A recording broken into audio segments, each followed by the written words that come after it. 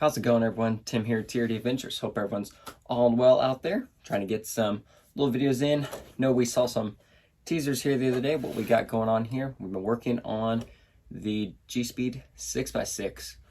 Trying to go a little 6-wheel steer action. So, let's pull off the body here.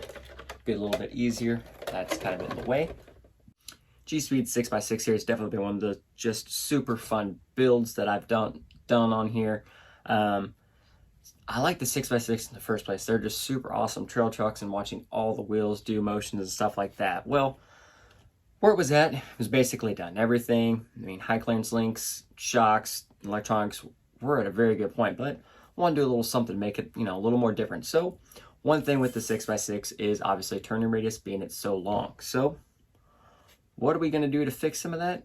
How about we make the other two axles turn as well? So after I converted the GSPEED, my class 3, from Air 44s to Air 60s, I had two full steering Air 44 axles. So I went ahead and just swapped out the straight axles back here, swapped some of the pinions, the pass-through covers over.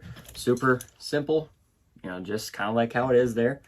And using some servo axle mounts for Air 44s, put those installed because I wasn't going to mess with doing chassis mounted servos back here and mess with all of that. We're just servo and axle serving its purpose. So other than that, it's pretty simple. So just I used here in the center is just a Air 44 3-piece axle kit from Maxwell, like $68, $70 now. They may be higher now after all the price change. About $70 for a complete axle. Now one of those will do either a front axle or a rear axle. So this one was made a front axle, and the rear here you could get two of those to do this. Or the rear here is just an SSD axle. That was my other 4-wheel steer one. So that's where it went, right there in the rear. Still using the front axle there or the front housing up front here. So all that's laid out. Got some other things going. So did pick up a couple servos. We're going to throw in two more 3 Brothers RC G11 servos for now. The plan is as soon as all my trips and traveling and stuff are done, and we start to recuperate some of that budget, we will be going 3 G14 servos. But for right now, I just want to get this out on the trail and get going.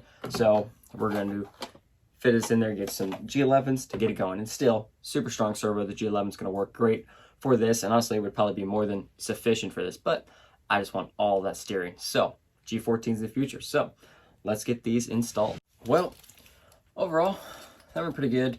Install is pretty simple. I mean, it's just servo on servo axle, direct power servo. So you run your power line all up there. Make sure I'm using the 3 Brothers RC XT60 dual JST plug to get power to the servos.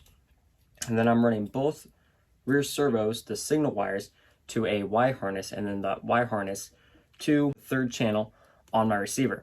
And I'm tying them together instead of all individually, so they're both doing the same thing. I don't need individual control of each steering axle in this. As long as these are doing things, it's going to increase the overall turning and hopefully get what I was going for. Scrolling through, I had a brand new bag of servo horns, and I've lost them somewhere, but I found a couple that are going to do for now. The only thing is I am going to either have to do a little cutting, or I'm probably going to get a link made or bend a link here for the turning for the drag link here in the middle axle, because how the GSPEED drop down comes down there for the link mounts.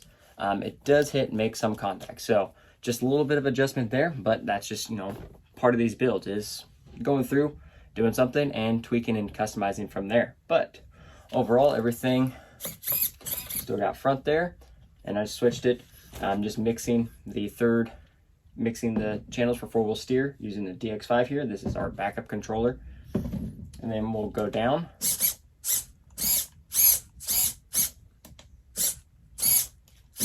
Crab walk, engage, and then just rear steering. So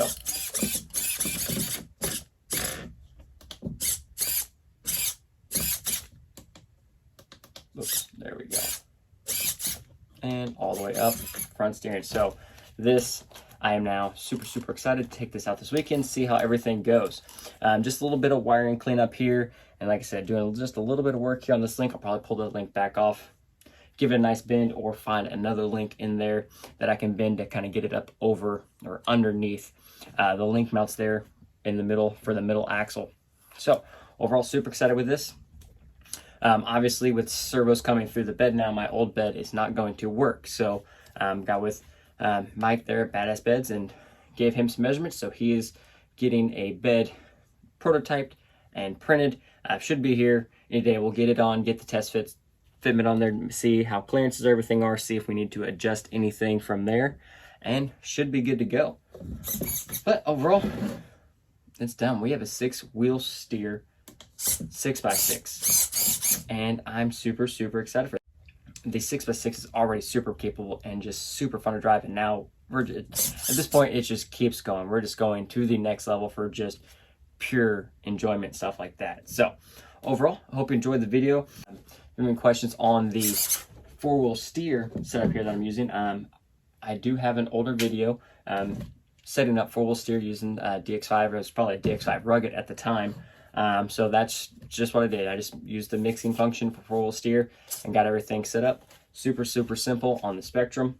So overall, hope you enjoyed the video. If you did, hit that like button, subscribe to the channel down below. In the meantime, everyone have a great one. Hopefully tune in Thursday. We'll be doing we're gonna get our weekly live streams Thursday nights going. So tune in this Thursday for the Bench Talk Live episode 7-ish. So in the meantime, everyone have a great one and crawl on.